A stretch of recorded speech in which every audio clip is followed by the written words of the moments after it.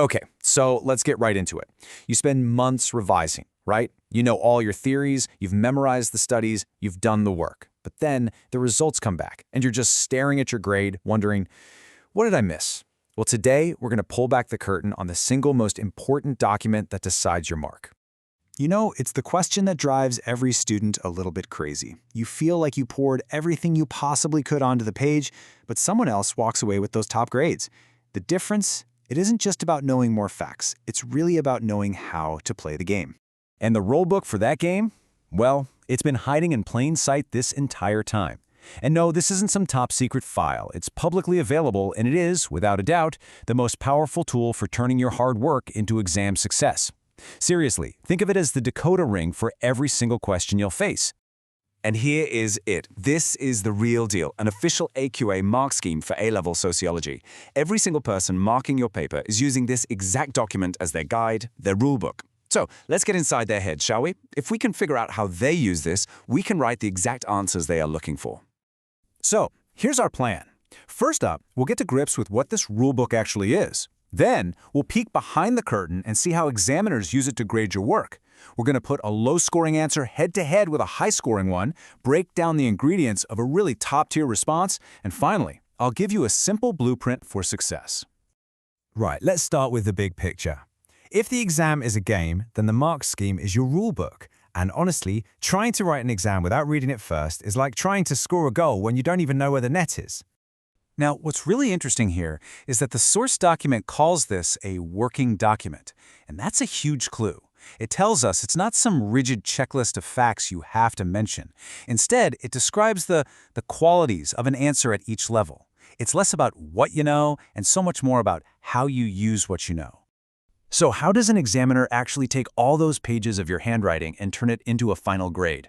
Well, it's not magic, and they definitely don't just pick a number out of thin air. It's a very specific two-step process, and understanding this is absolutely key. So first, they read your whole answer, and they just try to decide which level is the best fit. They'll start at the bottom and work their way up. Does this feel like a level 1, a level 2, or a level 3 response? Once they've placed you in a level, and only then do they decide on the precise mark. So your main goal is always the same: get into that top level. Okay, time to make this real. We're going to deconstruct an actual 10-mark question from an AQA paper. We'll see exactly what separates a bottom band answer from a top band one, using the examiner's own words. Here's our question. A real, classic sociology prompt on socialization and class identity. 10 marks are on the table here. So what's the real difference between an answer that scrapes a couple of those marks and one that gets 9, or maybe even a perfect 10? The gap between these two answers, it isn't just a few extra facts. It's like they exist in a completely different universe of thinking. And you know what? The mark scheme is crystal clear about what separates them. Just look at this breakdown, and this is language pulled directly from the mark scheme. A low-scoring answer shows limited knowledge, and this is the killer: it drifts away from the question. But a high-scoring one, it shows very good knowledge, gives 2 relevant applications, and includes appropriate analysis. See those words? Application and analysis. That is where this game is won. And this just illustrates the point brilliantly. On the screen, you can see the actual text examiners are reading. For the low marks, they're told to look for words like limited focus and drift. But for the high marks, they are explicitly told to look for 2 applications and appropriate analysis. The students who wrote these answers were playing 2 completely different games. And right there, that's the moment of clarity. A data dump of every single thing you know about socialization is not a top-tier answer. In fact, that's precisely what examiners call drift. To get those high marks, you have to apply your knowledge to the question, and then you have to analyze it. All right, so we know what separates the good from the great. So how do we actually build one of those great answers? What are the ingredients that an examiner is secretly hoping to see? Well, surprise! It's not a secret at all. The mark scheme literally includes a section called indicative content, which is basically the examiner's wish list. For our question, they suggest things like family, education, leisure, or even how class interacts with gender and ethnicity. But hang on, here's the pro move. This is not a shopping list. You don't get marks for just name-dropping these concepts.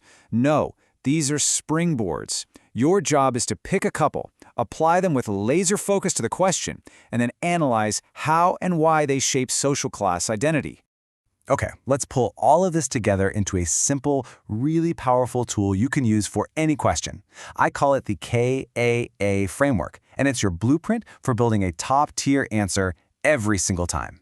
The foundation of any great answer is K, for knowledge. This is your stuff, the theories, the concepts, the studies. This is you proving to the examiner, hey, I've done the work, I know the material. It's the essential base layer. But knowledge by itself will leave you stuck in those low mark bands. The next layer is A, for application. This is where you take that knowledge and you connect it explicitly, directly to the specific question being asked. No more drift. This shows you didn't just memorize facts, you understand what they mean in this context. And the final layer, the one that truly unlocks the highest marks, is the second A, analysis. This is where you go beyond just saying what, and you start explaining how and why. You explore connections, you evaluate significance, you show the implications. This is where you stop sounding like a student and you start thinking like a sociologist. Let's look at this table. It lays it all out. Knowledge just shows you've learned the material. Application shows you understand the question. But analysis shows you can think like a sociologist. It's the difference between just describing the world and truly explaining it. That right there is the whole game.